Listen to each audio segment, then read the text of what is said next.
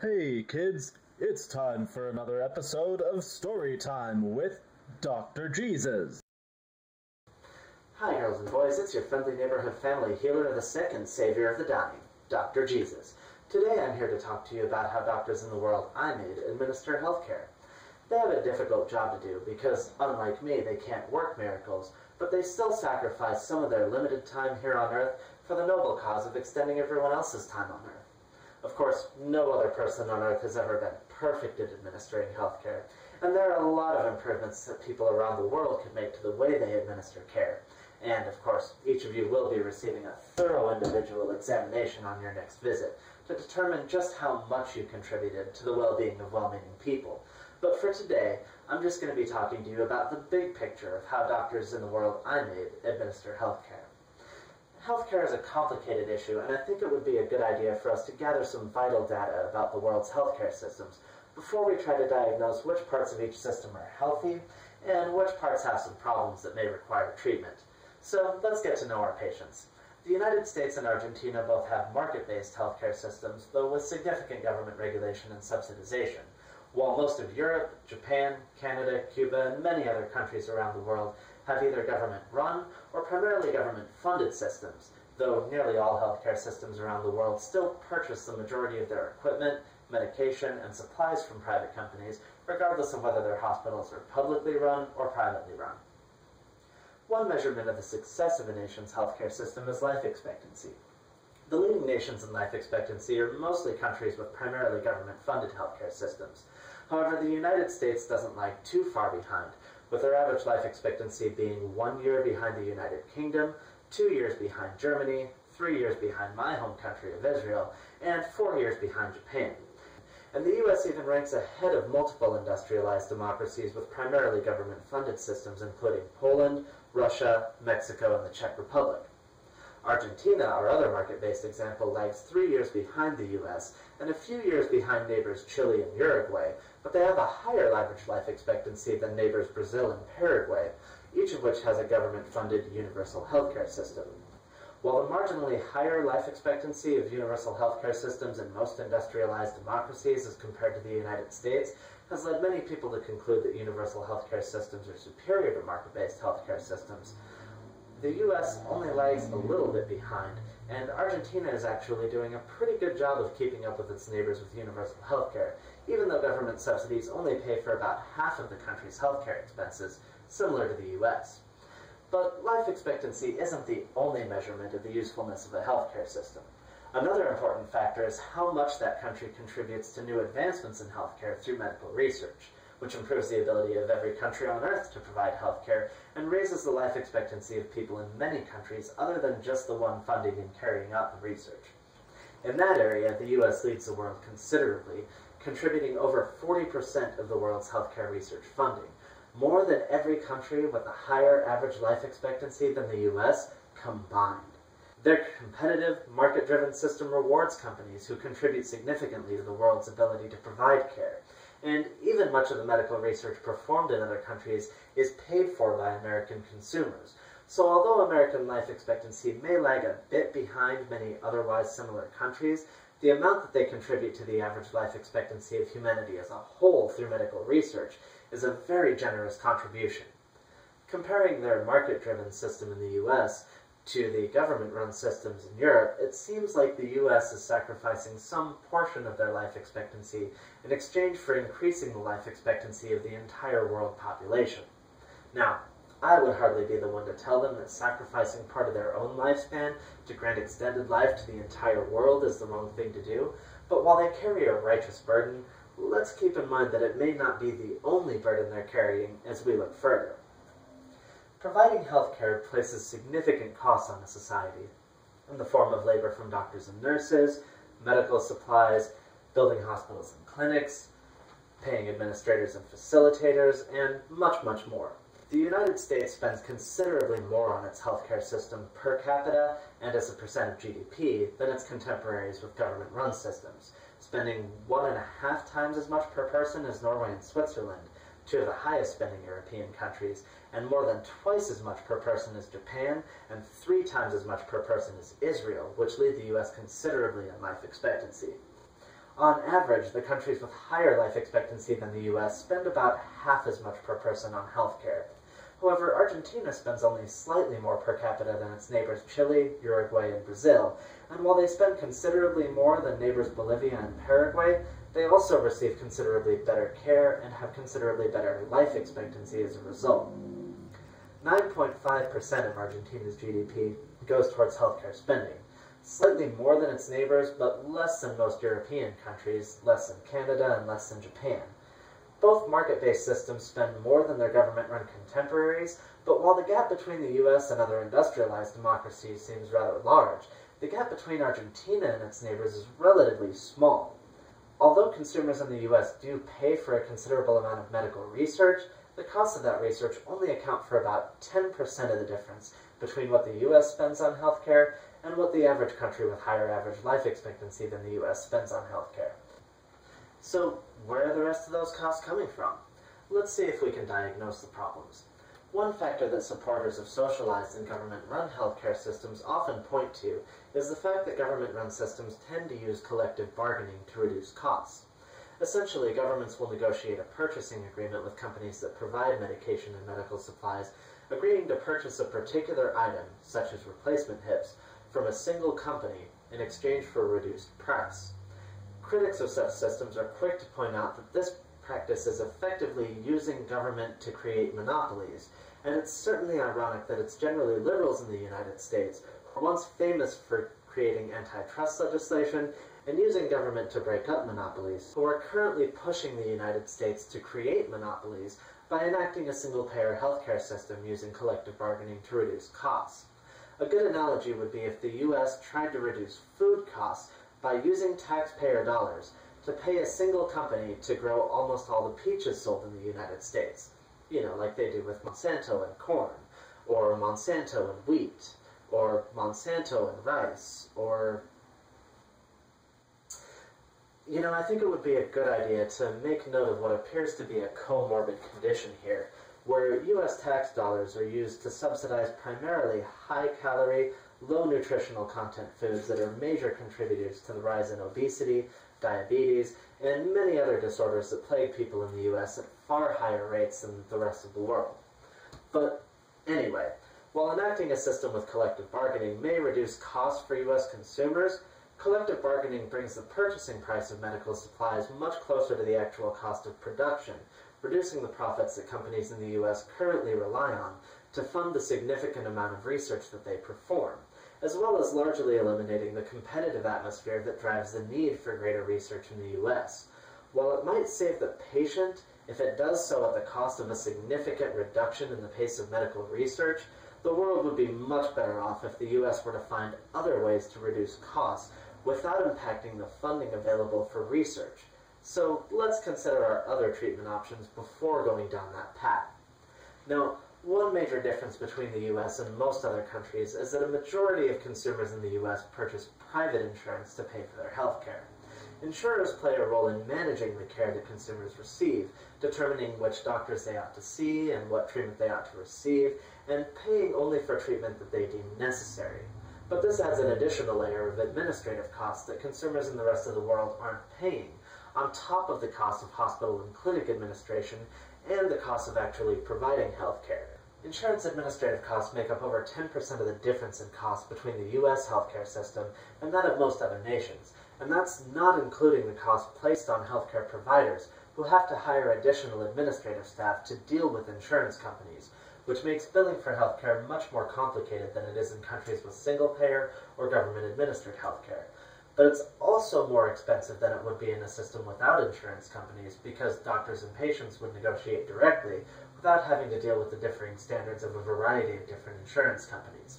And I think it's important to note here that because of insurance, healthcare is one of the few industries where it's common for consumers to pay a third party to tell them what they can and can't buy from producers. There are multiple reasons why this situation came about, including wage controls under former U.S. President Franklin Roosevelt, which caused employers who needed to incentivize their employees but couldn't pay them higher wages to purchase health insurance for them instead. And around that same time, the government decided that any employee who was paying insurance premiums directly out of their own paycheck wouldn't have to pay taxes on the income used to pay their insurance premiums. Prior to that time, having health insurance was uncommon because most consumers didn't consider it to be cost-effective. But since tax incentives have made it relatively more cost-effective to purchase insurance, it has become the norm for U.S. workers to purchase their health insurance through their employers in the hope that the money that they spend on insurance will cover more of their costs than they would be able to pay for with the same amount of post-tax income. Since then, multiple pieces of legislation have further entrenched the role of health insurance and managed care plans in the U.S. economy, including the Health Maintenance Organization Act under President Nixon and the Affordable Care Act under President Obama. Were it not for government intervention on behalf of the insurance industry, it's likely that a much smaller percentage of consumers in the U.S. would choose to purchase health insurance, and insurance companies would have to be much more efficient to attract customers, and the amount wasted on administrative costs would be significantly lower. Unfortunately, those administrative costs are just the tip of the thorn crown. Ow! Boy, it's a good thing I can heal myself.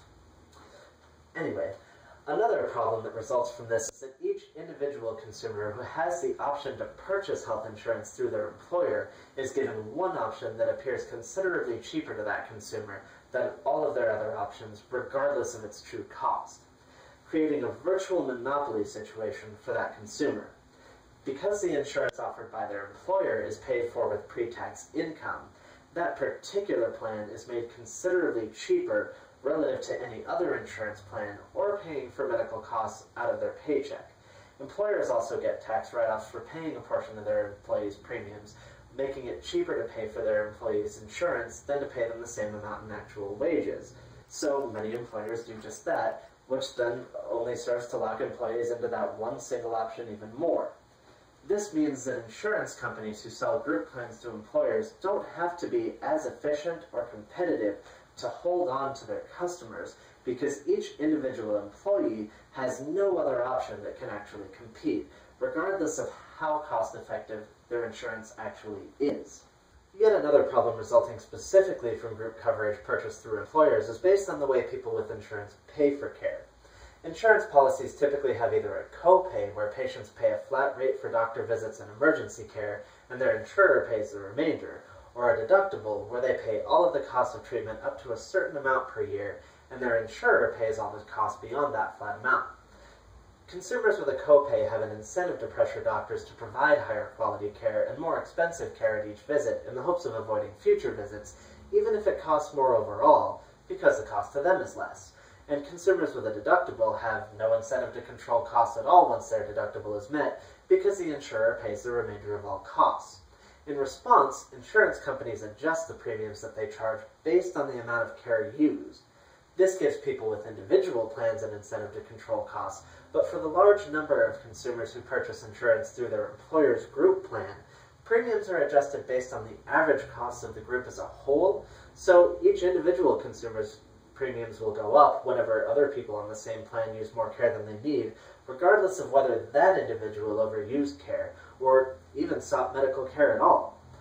This creates a tragedy of the commons and gives each individual consumer an incentive to use as much care as they can convince their insurance company to pay for, but it also limits the need for insurers of group plans to control costs, since they have a wider pool of customers to spread those costs to.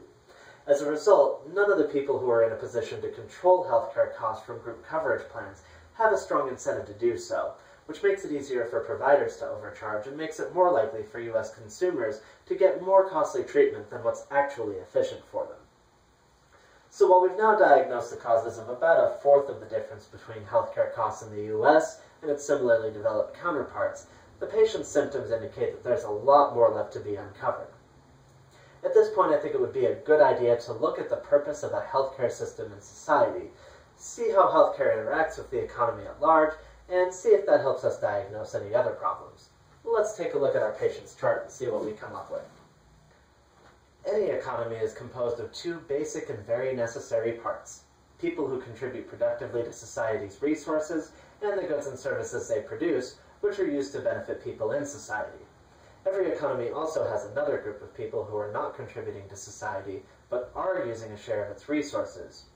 Of course, all people begin their lives unable to contribute to society, and they only move to the group that's contributing to society because people who are currently producing invest in them until they're able to be productive. Even I was given many gifts as a child to help prepare me for the work I had to do. But people don't remain productive forever, and even the hardest working people eventually become unable to contribute to society due to age, injury, illness, and other factors. Healthcare has two purposes in such a society. Through preventative care, they can keep productive people producing longer, and through rehabilitative care, they can take people who are temporarily unable to work due to medical reasons and help get them back to the point of being able to contribute productively to society again. So, is healthcare spending in the U.S. generally being used to accomplish these goals? Compared to Argentina, no. Keep in mind that in both the U.S. and Argentina, a portion of the population has their care paid for by the government, and in both countries, about half of their spending on healthcare is through government programs, by Medicare and Medicaid in the U.S., and by the Obras Sociales in Argentina. However, there's a big difference in who the government takes care of. In Argentina, the government pays for a majority of the healthcare costs of its workers, while leaving the rest of society to pay for their own care. In other words, they take care of the people who are contributing productively to society or who have become temporarily disabled while getting them back to the point where they can contribute productively to society again. By taking care of their workers, they're able to keep their workers working, which increases their ability to continue contributing to society and ultimately feeds around back into their healthcare system and makes them able to afford to take better care of more people. In the U.S., most of the money that the government spends goes towards taking care of retirees and the permanently disabled, people who will usually never work again regardless of how much money the government spends on their care.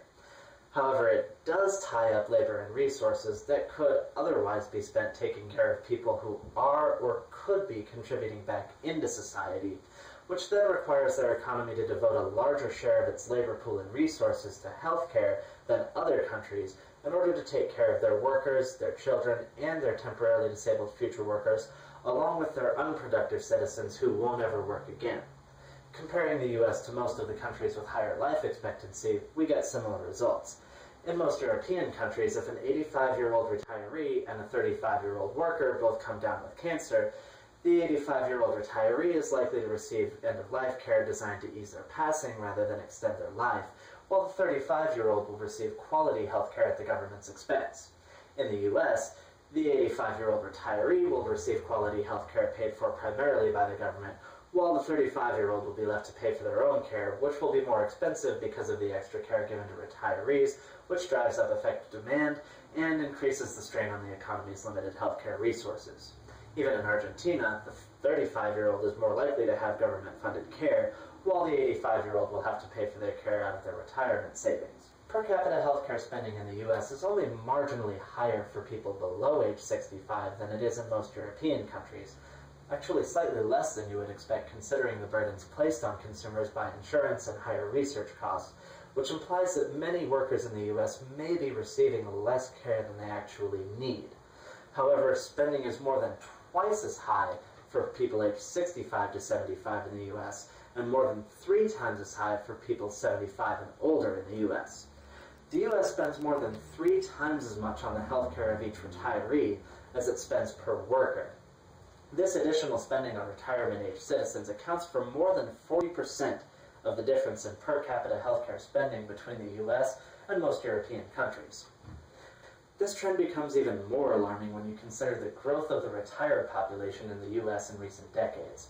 In 1945, there were roughly 40 workers per retiree. By the time Medicare was created, there were roughly 5 workers per retiree in the U.S. By 2010, there were 3 workers per retiree, and that number will drop to 2 workers per retiree by 2050. As the number of people trying to live off the system without contributing back into it grows, and especially when that group of people has considerably higher healthcare costs per year than the working age population, demand for healthcare will increase considerably relative to supply, and costs will continue to increase dramatically, pricing many working age people out of healthcare entirely in order to pay for the healthcare of people who are unlikely to ever work again, no matter how much the U.S. spends on their healthcare. Now, treating this problem will be somewhat difficult because of the significant political opposition, first and foremost, from the current recipients of Medicare, who feel entitled to higher healthcare spending because they believed they spent their entire working lives paying for it. But what did current U.S. retirees really contribute to society to prepare for their eventual retirement? Let's take another look at their chart. Retirees require a lot of society's resources, from healthcare to food and fuel and more. Some of these resources, like food, don't age well and must be produced by the current working age population. Others last longer and can be stockpiled, and in order to adequately prepare for their retirement, today's retirees would have had to stockpile a significant amount of those resources that could be saved up in order to use and trade for other resources when they became unable to work. To accomplish this, current U.S. retirees paid a significant portion of their income during their working years into payroll taxes to create a fund to pay for their health care and living expenses during retirement. Prior to 1971, the money paid into Social Security and Medicare was backed by gold, so the money they paid in was used to stockpile precious metals, which maintained their value for a long period of time, and could then be injected back into the economy when they retired and needed to use other resources to make up for some of the costs that they would place on society. When they needed health care, they would pay for it by providing the precious metals that they had stockpiled during their working years in exchange for those services. Now, although gold and silver don't miraculously turn into health care, they do have a wide variety of industrial, artistic, and practical uses, and putting those resources back into the economy helped maintain the level of productivity needed to take care of not only a large retired population, but also workers and children. However, in 1971, the U.S. abandoned the gold standard, and U.S. currency has simply been a number on a piece of paper since then. So instead of stockpiling a resource with real lasting value, workers put a number on a piece of paper saying they had paid into their government's retirement program without actually setting aside any resources with any real value to prepare for their retirement. So when they retired, they continued to drain resources from the system, but stopped injecting resources back into the system to pay for it.